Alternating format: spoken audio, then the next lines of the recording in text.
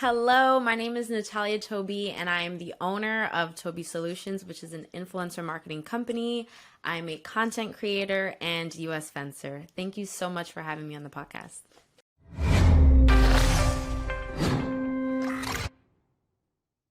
Hey, it's Kellen, and today on Diversified Game, this is going to be a great conversation because we've been talking back and forth on WhatsApp. My guest today, Natalia, she is a fencer. But more than that, she's also a business owner. So we're going to see, do you have to be a rich business owner to be a fencer and get the game to show you guys? Because if your kids have never done fencing, I did it as a young man. It was a beautiful thing. When I traveled to Denver, Colorado, may my Aunt Joan rest in peace. And my guest today was brought to me, like all the wonderful, brilliant women in my life, by my wife. She Yes. met this young lady and said, "Oh, you have to talk to her." So I thank my wife for that and keep doing that. But welcome to the show, Miss. How are you doing today? I am doing great, and it's actually funny because when I met your wife, I just left my apartment to go to practice, and I was running so late. And your wife was like, "Is this a good area to, travel in at night?" And we had a long conversation, so I was extra late to practice. But sometimes it's good to be late. So, yes. Man, I'm surprised you guys talked that long. She'll serve you a drink, but you don't have to say that part because coach be like, "I knew something was off on that day." She's like, 20 minutes late? I don't know. Well, let the people know. Let's first start with the fencing because one, people say, "Oh, that's such an elitist sport from Europe and it's so hard to get in," like dressage, like polo, and other things that, you don't always see us. But there are, programs out here in America for fencers, especially even in like the Bronx and different in New Jersey. But give us the game because your journey is unique.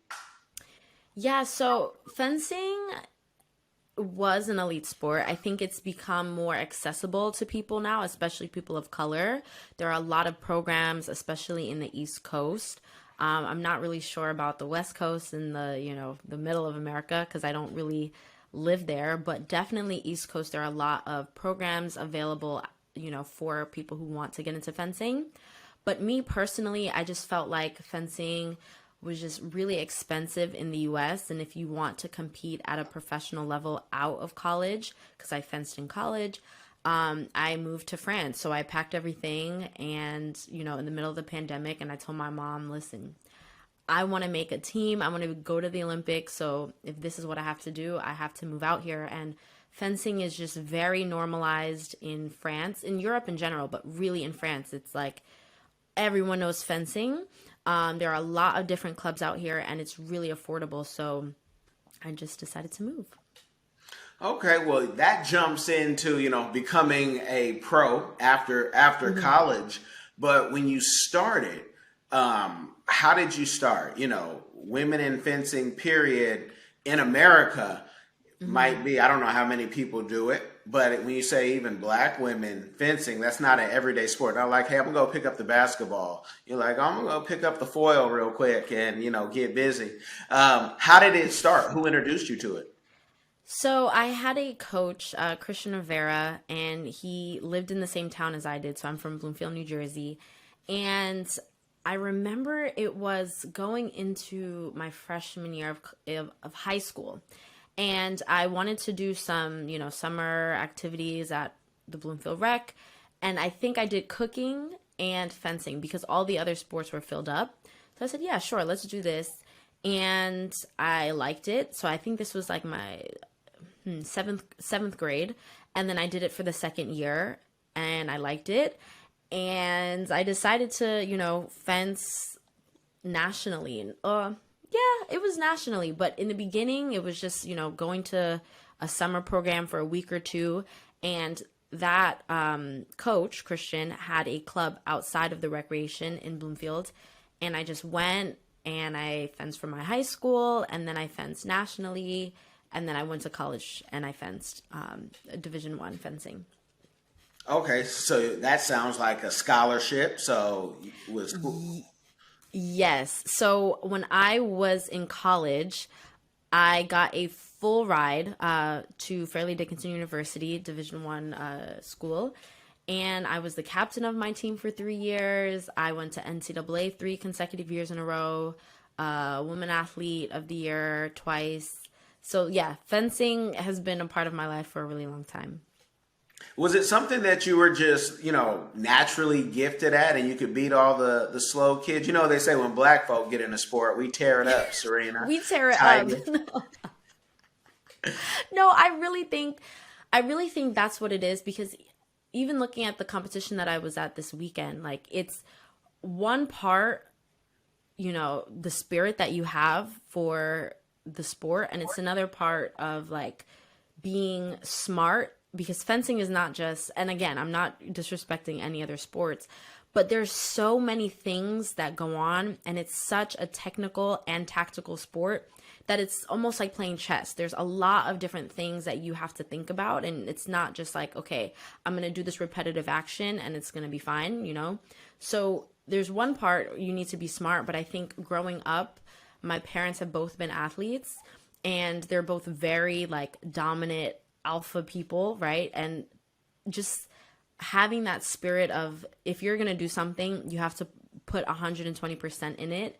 I think that really, really helps with my fencing. Were they professional athletes though? Because you were a No, they were professional. not. No, Okay. they were not. But I think so. Most of I would say energy comes from my both parents, but mostly like my dad because he grew up in the Caribbean. So him and his brothers would like hunt and fish. So my dad is like the most manliest man I know. So anytime I have a competition, he's like, "You better kill them," and he's like looking at me in my eye. He's like, "Murder them." Like kill them. So it's like that energy when I get on the piece, it's not like, oh, this is fun, this is tea time. Like, no, it's one person who's gonna win and it's gonna be me, and that's it. So that's the energy that I give for every competition. Now, is there a way to teach that? Because I had my kids, both girls, London and Sydney.com. I had them do jujitsu because I think everybody, Ooh. especially women, it's the only martial art that if someone bigger is in between your legs, you can get them out. So was there any like eye of the tiger? Because for them, I said, you guys gotta, like your dad said, you gotta kill them. You gotta make their eyes bleed. And they're like, but those are our friends. And how, with it, and you're trying to give something that they haven't experienced that side of life because you've been such Hmm. an awesome dad. So how did your dad get that like, did he push you on a cliff and say, if you don't do what I say, remember this feeling? Always come back to No, it. I don't know. I think I've just one part of it is you have to be raised in an environment where like someone is constantly giving you that energy or giving you these life lessons of you have to be strong. But also it just depends because my sister, she is more timid and shy and reserved than I am, but I'm like, don't mess with me. And you don't want to find out why you can't mess with me. That's the energy. And also, I'm pretty nice too, but um I think it just you either have it or you don't have it. It's really hard to be taught that. It's just like an animal instinct that you have, and it's either awakened or it's not. But also, I don't think you need such quote unquote aggressive energy to be a really good athlete. I know some people. This one girl who I know, she's like fourth in the world in fencing, and she doesn't have that like murderous, attitude or energy when she's fencing. It's very calm, and there are a lot of fencers who they aren't loud, they aren't, boastful when they win. They're just very calm and they win. So I don't think it's a necessity, but for me, I definitely think it helps. Okay. And I'm thinking you say calm. I'm like, are those the weed smokers of fencing? Or they just laid back, just. No, because they test us. There's no none of that, okay? The random selection is not it's constant, so yeah.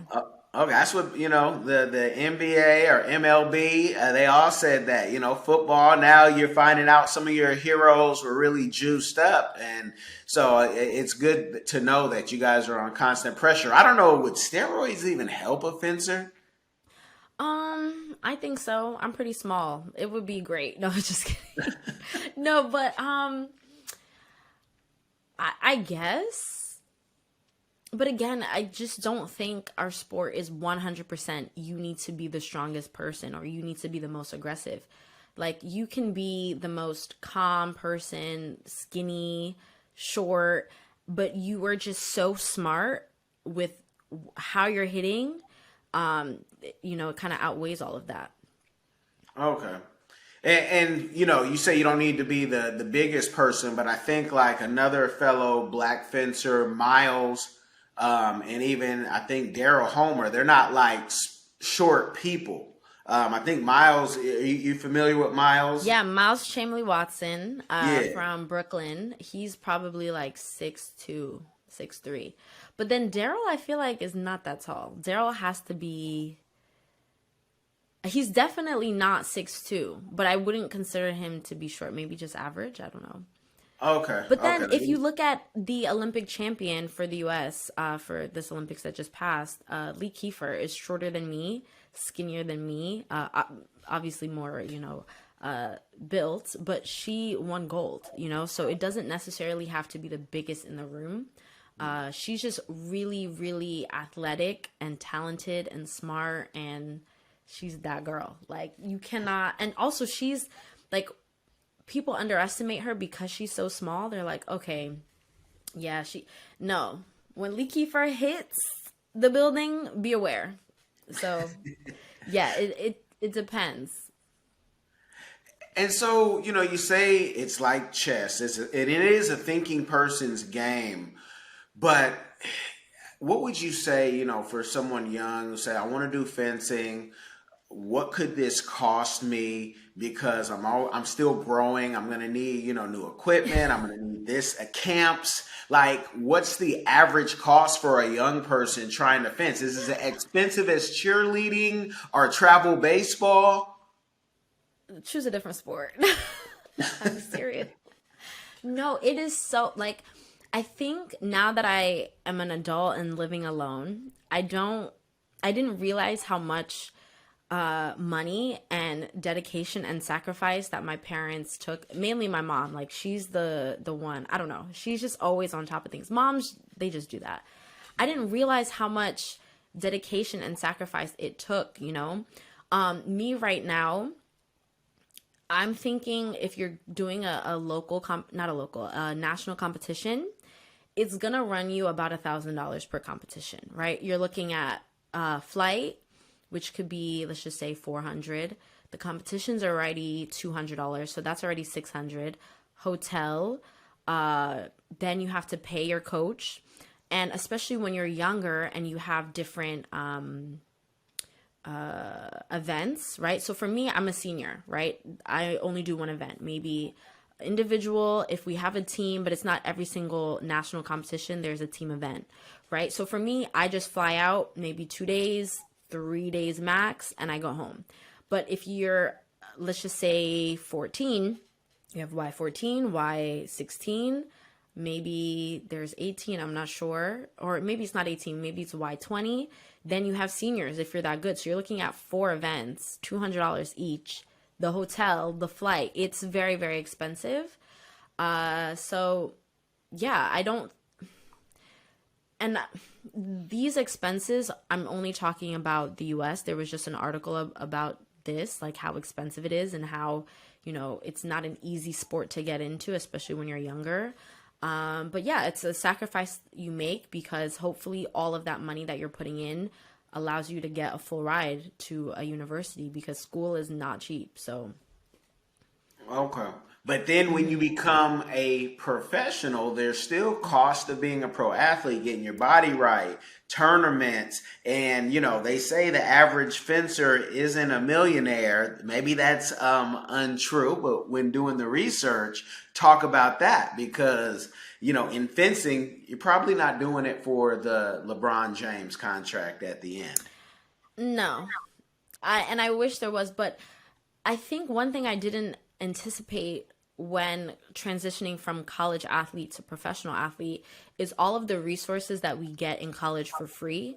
And I'm not just talking about like the practice and the meal money that you get for your competitions, but equipment, right? You're looking at thousands of dollars in equipment, not monthly, but it's just like when things break, you have to pay. A jacket could be 200, a blade could be 200. You need about 3 blades.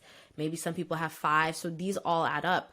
But then outside of training and outside of competitions, you're also looking at recovery, right? So one thing that I really have been prioritizing this past year is my trainer, right? So my trainer and I focus on not only being strong, right, and being fast, but also injury prevention, because as you get older, your body is not healing as it was when you were like 20 in college and you just, sprain something, you take a week off and you're good to go. Like there's a lot of time and money that you're putting in, so you need to make sure that your body is, up for that so that you can, continue training and going to competitions.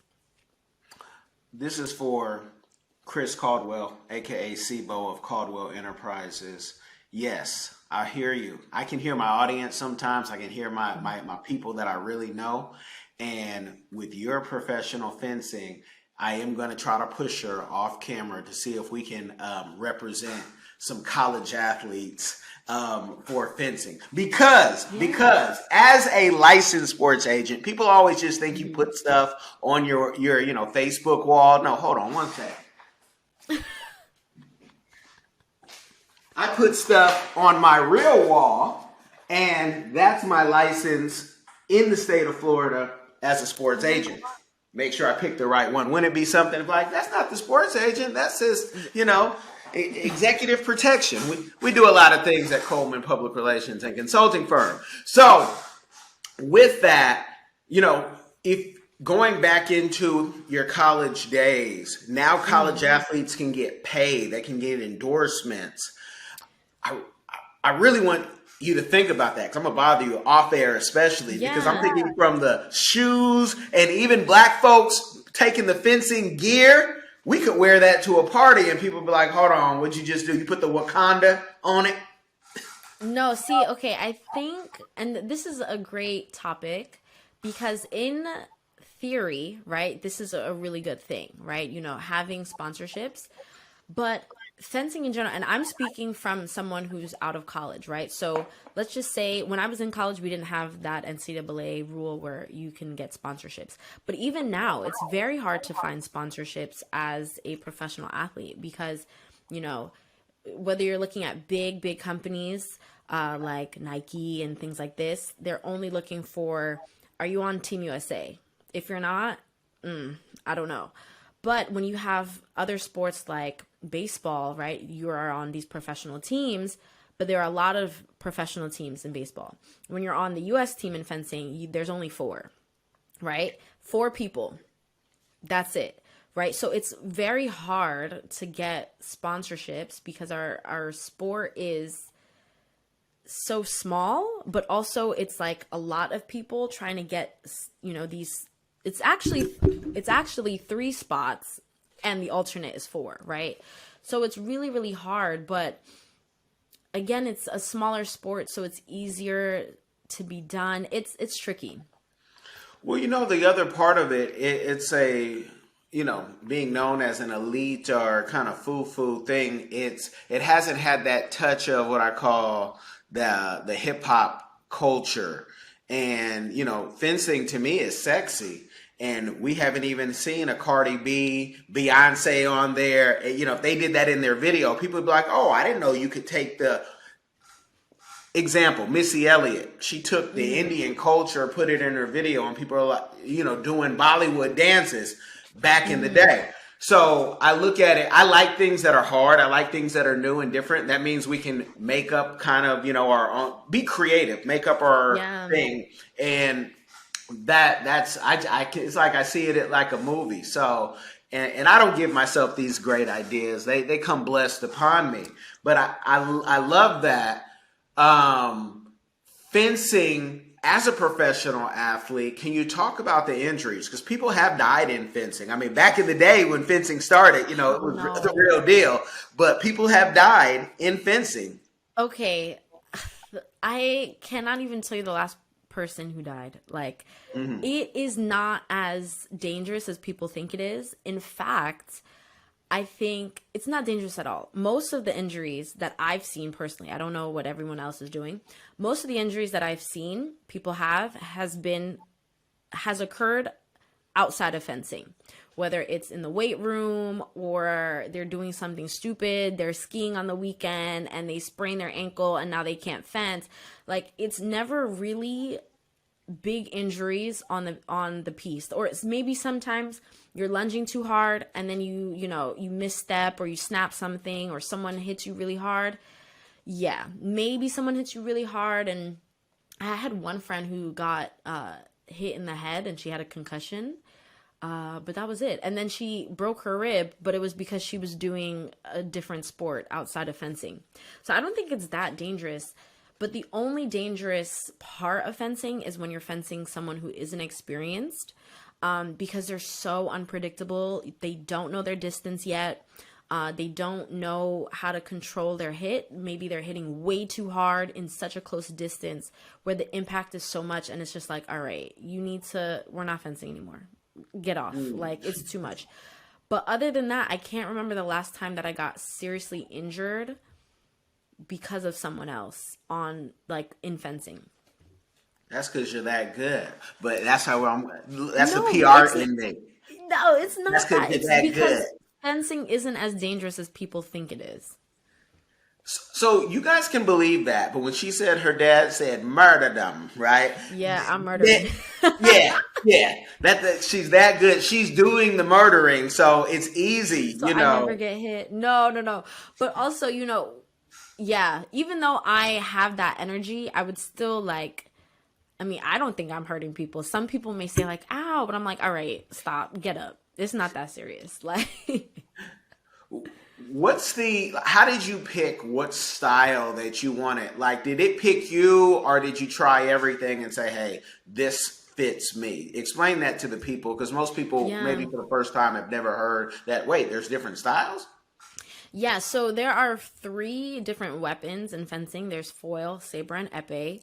A foil is the just the torso area, so it's kind of like, just imagine you have a vest, right? Like, the arms are free, so you are not hitting the arms or the legs, but you're hitting the torso up. Saber is the slashing weapon. That's the one you typically see in the movies where, yeah, that's that one. And it's the torso up as well as the arms. And then epee is a free for all. It's anywhere. You can hit the toe, the head, the hands, the body, everything. And that's the weapon that I fence. And how did it pick you, or was it just? I mean, I know it's hard to explain. It's like, do you No, like no, roller no. skating or roller blades? So, two things. One, the coach that introduced me to fencing, he told me, like, okay, you're gonna do this one. Also, I think the one you choose matches your personality. Matches your personality. Like, Kellen, you said, "Oh, you fence," and I was like, "I bet you fence saber," and you were like, "Yes." I knew it. It's just like, you you can feel it, right? So for me, my coach was like, "Yeah, you're gonna fence epee." I said, "Sure." And then within epee, we have two different grips, right? So you have, like, the handle. You know how you can have, like, oh, it's very hard to describe without visuals, but you have two different grips. And my coach just chose that for me. And I was really influenced by a French fencer. Her name is Laura Flessel. She is my idol. She is like the Beyonce of fencing. When I tell you I love this woman, just imagine you're like, how old was I? Maybe, I don't know. How old are you when you're a freshman in high school? Like Like 16, 14, 15? 15. I was Yeah, 14. 14, 15 years old, and you see this, like, amazing black woman, and she's like Olympic champion, world champion, this, and I'm like, yes, I want to be her. So I just chose the grip that she had. So there's two, pistol and French grip. So I said, yeah, I want to be Laura Flessel. So let me get that one. Let me mimic her. And that's how I ended up choosing. So for someone listening, have you tried the other styles as well, or you stick with No. that? Yeah, if my coach tells me like you're going to do this, I don't know. For me, maybe it was just because I was young and I didn't even know what was going on. I was just like, sure. But the other ones too, there's this rule called right of way, which means that it has to be I don't even know how to describe it. That's to show you those weapons weren't made for me. It's just epee. Like, I don't need to be constrained by rules. I just need to hit and get out of there. That's it. So, yeah, I'm fine with my weapon. Gotcha, gotcha. Let's talk about, you have your business and you have defined yourself. And you guys, she has a YouTube. I'm not going to talk about some of the gems because I want you to do like me and just binge watch the YouTube. But you are more of a freelancer than an entrepreneur Hmm. who, she taught me something. First person who's ever I known who hates the book The 4 Hour Work Week. Sorry, Tim. Yeah. And we might talk about that a little bit. But what made you say, okay, I'm doing fencing professionally, but I Hmm. also have this marketing background and degree I want to use? Like, how did you, was it by force you had to do it, or was it just like by force because I got to get this out of my system too? I can do it all. No, so there's two things. So one, I've always been in company with older people, whether they're 5 years older than me or grandma. Like I just love learning from people who've lived a little longer than I have, and just being at the club that I was fencing at. So it's New York Athletic Club. I would have friends who are older, and they would really tell me like fencing costs so much, and when you're done fencing you have to start your life. It's like from zero, right? And you spend all these years trying to get this dream, and what happens if you don't get there, right? And I was like, oh my god, that sounds so scary. Because for me, after college, I was like, yeah, I'm just gonna fence. Like it's gonna be great. But you hear all these stories. Imagine you're graduating college and you're like, I'm gonna be on a team, and you're on, whichever team Kenya, team USA, team whatever, and you're doing the thing, and then all of a sudden your hip blows. What happens, right? Maybe you cannot fence after that. How do you start your career from, let's just say you've been fencing for 10 years? How do you go to a job interview and say, all right, so I had a degree in marketing 10 years ago and I'm ready to start? They're going to be like, girl, what have you been doing for the past decade? Not marketing, stop. And you see all of these fencers who grad or retire, and they, especially guys, right? Right. You see a lot of people who they fence, they retire, and they're fencing coaches or they're involved in fencing. And I love fencing, don't get me wrong, but I don't know. I can't stand kids and the fencing moms to be my full-time job. I don't want to do that. And I do coach like a kid, like a summer program for kids. And I love that, right? To introduce fencing to kids the way how it was introduced to me. And we can talk about that later, but not as a full-time job. I want to use my marketing degree. I'm very passionate about it. But then the other part of it was I knew I was moving to France. And if you know French people, you are not entering into a workforce or in a work environment not knowing any French. I never took a French class ever, right? Because when I was trying to choose a language, which one do you choose if you're living in the US, Spanish or Yeah. French? Like, where are you working? It's Spanish. So I did Spanish. Then I found out, okay, I have this opportunity to train with my idol's coach, Laura Fussel's coach. So I said, yeah, I'm going to take this opportunity, but I also can't work because I don't speak French. So I just decided, like, we're just going to run a marketing company. We're going to figure it out. And from the time when I decided to move to France to actually moving, there was a 10-month gap because of COVID and stuff like that. So I just said, okay, every month, because I didn't know when, but it just ended up being 10 months, I'm going to work on this business. So by the time I get to France, the business is already moving so that it's not doing two brand new things at the same time. Okay. And plus Totally makes sense. and plus somebody has to pay for these fencing bills. So Gotcha. Until the sponsors jump in line and all that. So how difficult is it for you at this point, like for your Olympic goals for the USA? mhm. How difficult is it? Like, what do you have to do? Win so many tournaments, dance on one foot, and then do the splits. Like, what hoops do you have to jump through? Yeah, so basically, and I'm not sure about all of the technicalities, but from what I know is you have to be in at least the top four, right? You don't really want to be number four, but you want to be three, two, or one, right? You can also qualify individually for the Olympics, right? Because it happened in what is that, 2016? Was that in Rio? No, what was before Rio? No, it was Rio because you had Okay. Tokyo With the that just dirty happened. water, gotcha. Rio with the dirty water. Yeah, yeah. So you had whatever 2016 was, right? For men's epee, they didn't have a team. It was just Jason Pryor, who is a black man. So black people in fencing is not, very rare.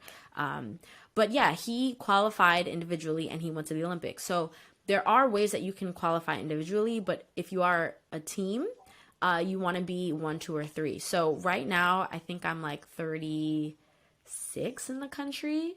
And we have a few competitions, maybe around five competitions a year. So in the beginning of last year, I didn't really go to a lot of competitions because of COVID. And I was, I just moved to France, so I wasn't going back and forth. And I was like 76 in the country. And then I did one competition. I think I got maybe top 32 or top 16. And then I jumped from 76 to 38 or something like that. So it's very possible to jump, but it just depends on how consistent you are with your results. And it's crazy because here you're trying to get on the Olympic team, but you have to travel in France. Tell the people, why, and is it because of it's epee? If you were doing something else, would it have been Italy? Would it have been Spain? I don't know about the other two weapons. I don't know. I just kind of stay in my lane. We don't ever train with them. I know a handful of fencers from the other weapons, but again, we don't really interact unless it's like a competition where all three of us are there. Well, yeah, there are national competitions where we see each other, but I don't really train with them at the same time, right? So I don't know what countries have the best for foil and saber, but for epee, 100% France. Like France, they are very consistent in results. The coaches are amazing. There are different countries that fly out French coaches to train their national teams. France, I don't know. I could be biased, but they're the bee's knees when it comes to epee. And yeah, that was one of the reasons why I moved. When I was in the US, it was just really hard to find a coach. People said I was too young. I was too old meaning that, and mind you, I'm like probably 21 at the time. So I don't know what's too old, but for them, it's like we don't want to change your fencing because each country has a discipline, right? So Hungarians fence one way, Italians fence one way, French people fence one way, Ukrainians fence another way, right? So you have all these different styles, right? So Hungarian is very different from Italian, and Italian is very different from French. So you'll have a coach, he doesn't even have to be French, but maybe his coach was French and he learned through the French system. So for them, they might, I've had coaches in the US tell me, well, this is your type of discipline and we don't teach you that. We have a different style and it's too hard to teach you this new style because you're so ingrained in that one style that it doesn't make sense. If you were like, training in, let's just say, Hungarian for 2 years, but then you want to train the Italian for like 10 years, okay, that's fine. So yeah, I didn't have time for the excuses. I went to France and they said, and I guess my fencing before resembled French style, but I wasn't taught by a French coach, right? So it was just a very easy transition to go to France. Okay, wow, that's crazy with like all the different styles. Because if you're from one place, you may learn this. Have you seen, the Hungarian style, in the Olympics. Which one is probably people using when you're watching and you're studying whose style is most effective in epee? Um, if you would ask my coach would say French, but it's not like one. I don't want to say it varies. Like I gave you some like very well known styles, even Estonian. Like there are Olympic champions who are from Estonia, Ukraine, Hungary. It's a lot. It's all over the place, but I wouldn't say there's one in particular that's like, oh, if you want to be an Olympian, you have to do this, right? There are a lot of different factors. Just thinking of like the type of style is just like one very small factor. Okay. And I brushed over something. I want to make sure before Tim Ferriss or his crew start trolling you.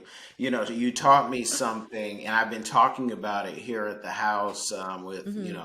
the familia. And you said the 4 hour work week to me. I'm not going to say everything that you said, but the Hmm. part that I will share is Hmm. you said my friends are already traveling like he's describing in the book, and I told you that's what made me feel normal when I read this book. So I was at back in the day, I was trying to get somewhere that you and your Hmm. friends are already doing, living where you want to live. And you said something I want you to tap into, Hmm. even living at home on their mama's couch as a grown bleep man, and comfortable with that.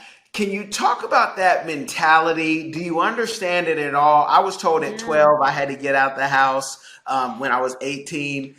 What is going on? Because that's like something, it's like, I'll I have the perfect. I don't even think you should look at it like this. I'm looking at it like it is a different economy than what it was when you were 12 going on 18, right? Now, rent, I don't know which part of I'm from America the Bay you Area, so it was always live. expensive. New Jersey is getting up there. Like, it's almost the same cost as living in New York City, right? Because we have all of these people from the Midwest wanting these New York jobs, but they can't afford New York rent. So they're living in New Jersey and taking the New Jersey transit into the city. So for me, I look at it like it is so hard for people to one, get good paying jobs that allow them to leave their house. Two, in your again, I don't know how you were raised or what life was Spoiled, like. No, spoiled. but now all of my friends have college degrees, right? It's not like all of them have college degrees, but now it's like everyone has a college degree. School is already expensive, so in order to get that edge on that job interview, you need your master's. But people are already paying six figures for the bachelor degree they already have, right? So it's not like Europe where school, I don't know, $1,000 a year.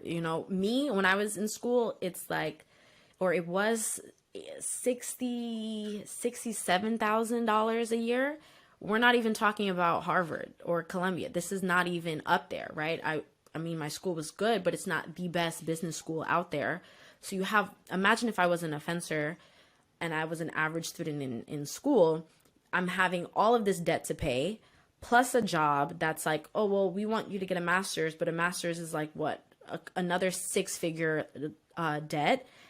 And then you have this job that barely wants to pay you, and rent is now $3,000 a month when your parents are like, oh, when I was 24, I bought a house. And it's like, okay, that's very nice, but it's not as achievable as it is now.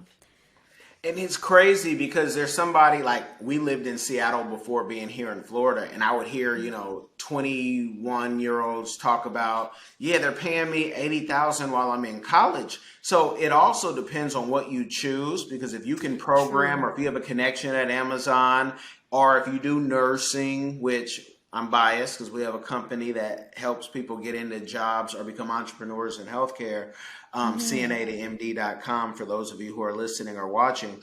But that it depends what you do. I picked something I Yeah. loved, right? So I made the mistake of picking something I love, being stubborn, knowing I had to make it work. I don't advise Hmm. that for any of my mentees. I say follow the money because like your friends, it's like Nobody wants to hire you when you're young with a master's degree. I was told so many times, why'd you get your master's degree so fast? I don't know. I felt like I was Yeah. behind and I just needed to finish school so I could pay Sally Mae back, 10 years Yeah. later. So, But I think what you brought up was really good because I'm seeing so many kids, like, and when I mean kids, 16 years old. They're like, yeah, I'm a millionaire. I'm like, how? When I was 16, I was not doing that. I was worried about not money, you know? So yes, I definitely think there are two different types of people, right? People who are like listening to general advice saying go to school, get a job, stay in your job, but then it's very hard for them. And then there are other people who kind of just grab life by the balls, and then they just make it work. Like for me, I mean, I wouldn't say I live at home. When I go back home, it's maybe 3 months out of the year. But even so, my dad is like, okay, you've been here for 1 week. You got to get out. Like, what's going on? Where my mom is like, no, you can stay here forever. Like, please don't leave. So, I mean, it all depends. But I think going back to your question about the 4-hour work week, the new trend that I'm seeing with my friends or even on social media in general is this soft life, right? Soft life meaning, and I'm going to have a YouTube episode about this, like how the soft life is sometimes toxic to my generation because it's basically this lifestyle of everything is lavish. Don't work too hard. Don't let your boss stress you out. Travel, eat good, get that massage. Don't worry about the bills too much because life is too short. And I think that's kind of what a little bit of what Tim Ferriss is saying. Like, why are you stressing about your job when you should be worrying about, or why stress about working so hard so that you can retire at 60 or 70 when your life is right now? So yeah, I definitely see that with the 4-hour work week, he stresses that, but I know friends who are working 9 to 5s and they live that life that Tim Ferriss is saying. That unlimited paid time off, they take that literally. Like they will take an unlimited paid time off. So and I love it. I love the blend of, because working until you're 60 and many people don't make it to that part, I just say, you can't just spoil yourself now all the time, but I probably lived that soft life, but it's, 20 years in the making, and it took a lot of willing to be broke, willing to do things that the other people would not be willing to do in the fields that we're in. So, reason why we have all these plaques and everything over here, because it was hard work. It wasn't just easy. But I like that. I can't wait to see that video and talking about the soft life, because there's someone listening right now saying, I want to see them soft life people at 50, 60 and see if those are the Walmart greeters. listen, that's my whole thing. Like it's not sustainable at all. And I think, I mean, that's a whole nother topic, but this whole idea of a soft life is really just turning a blind eye to responsibility. That's what the video is going to be about, because there are a lot of things that we need to be responsible for, and people just say it's too hard, let's just go to Mexico for a week and a half. And it's like, no, sweetie, that's not how life works, because you're still in debt. Yeah, and how you make that happen. I'm a Dave Ramsey, live debt free type of guy. And so, it can't all be on credit cards, but that's interesting. I can't wait for the video. So if you guys want to hear more about that, make sure you subscribe to our YouTube. I'll make sure to put the links in the description so you have more to comment about, wow, look at her, or is she single? Yes, that's real talk. Some of my, listeners and followers, and it's all good and you can ask, but this one right here, oh no, you got to come to me so I can go to her daddy and say, we got bride price right here. We got an African king ready to, Listen, yeah, and my dad is a hunter, so please do not mess with me. yeah. Please. And he might like that Dahmer meat, so like it dark. But tell the people though, and the best is yet to come for you. But what is a community give back? You kind of mentioned it with the kids earlier, but if there might be another one, what's a community give back that you're doing, or one that you would like to do in the future? Yeah, so I mentioned when I how I found fencing. It was through the Bloomfield Recreation. And okay, let me give you a little backstory because there was a story before this story. So during the pandemic, there was this mom, and she was our neighbor. My mom is like my number one PR person. You meet her in the grocery store, she's like, "Hi, how are you? By the way, my daughter Natalia fences, and here's a video." Like the videos are always like ready on the phone. So anyway, she saw this my neighbor and said, "Oh, you should put your son in fencing. My daughter does fencing. It's great." So then the pandemic happened, and the mom said, "Hey, can you teach my son how to fence because he doesn't like to do the Zoom classes. Who wants to do a Zoom fitness class as a kid?" So I said, "Yeah, sure. But we need someone else to fence, right? Because in fencing, you need at least one person as your opponent." And then all of a sudden, she goes, "Yeah, let me see which friends, want to sign up." 10 kids showed up. And I'm like, "Oh my God, like this is a thing." So I did it for a couple months before I went to France. And I did it virtually. So I hired coaches, we got a space, and I said, "Okay, these coaches will teach the kids how to fence at a very affordable price, like having a beginner class, nothing too competitive, just to introduce them to fencing." And then it just got too much because I was running a business, right? I was fencing for myself as well as like being the administrator, and it just wasn't fun anymore. I'm not teaching the kids, it's just me like solving problems because I'm not there. So then fast forward, I asked my town recreation, I said, "Hey, I did this fencing clinic or summer camp 10 years ago. Can I do it?" And they said, "Yeah, perfect." And we got a lot of people, I think maybe 12 or 15 kids, and they're already, excited to do it again. So now what I'm trying to do is expand it to Black and Brown communities. I reached out to East Orange and Newark. These are a few, towns in New Jersey.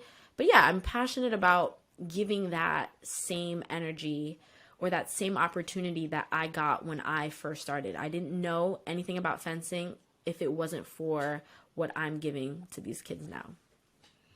That is awesome. And you guys are getting blessed with the game.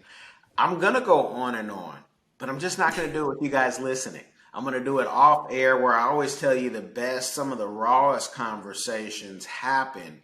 But a great storyteller always wants you wanting more. So I want you guys to check out the links in the description box and make sure you follow, subscribe. But give them any last words for the people before I cut them off and make them, follow you and then pay for the game that you'll give them in a course, then a book, then the book turns into a movie, then, it goes on and on. Any advice? Okay, the first one is try not to think about the problems that you have. Think about the solutions. When I first graduated from college, I didn't have any coaches. And if that was just my mindset, like, "Oh, this is going to be impossible," then I would be stuck, right? I figured out how I should get there. I looked at the steps and I made it happen. So don't ever block yourself or have a ceiling for yourself. This is a good advice for Black women. I don't know if you have any Black listeners or Black female listeners. Be comfortable with being in white spaces. Fencing is predominantly white, and in business, predominantly white, depending on, which area you're in. And if I was afraid to be in any space, I would not be where I am today. Most spaces that I'm in, I'm the only Black person, the only Black woman. And I don't let that, deter me. I don't let that, make me feel nervous. I walk in that room like I'm Beyonce and I say, "Here's what's going to happen." So any Black woman who is looking to be successful, don't be afraid to step into that space and you be the only person of color. You guys blessed by great game. It's almost like she's watched every episode that we've done and she is right online. I thank God, I thank my wife, and I thank you. And I thank all the listeners and the watchers for listening to the game. Make sure you share this game with somebody. It will change their life. Y'all be blessed. Hi everyone. Have you ever been curious about visiting Africa? Which African country were you interested in? Kenya, Nigeria, Uganda, South Africa, Ethiopia? Which country are you interested in? My good friend, Kellen Cash Coleman, came up with a course called My First Trip to Africa that'll guide you through this process. It's only $20, and in this course you'll learn about passports, visas, vaccinations that you need before you go there, as well as a budget, how much the trip is going to cost. He also talks about what you should pack, what you should take with you, how you should travel on a budget. Did you know that $100 is worth 1,000 South African rand and over 10,000 Kenyan shillings? So imagine what you can do with $100 back home. I say back home because I'm from Sudan, I'm African, I already know how it's like. I know that, when you convert Canadian and American money, it goes a long way when you're traveling across Africa. So if you're curious, if Africa is a place that you've always wanted to go, always wanted to move there, Kellen Cash is the person to ask. Check out the course. There's a little preview you can listen to before you actually purchase it. If you're interested in this course, visit www.diversifiedgame.com. Don't miss out.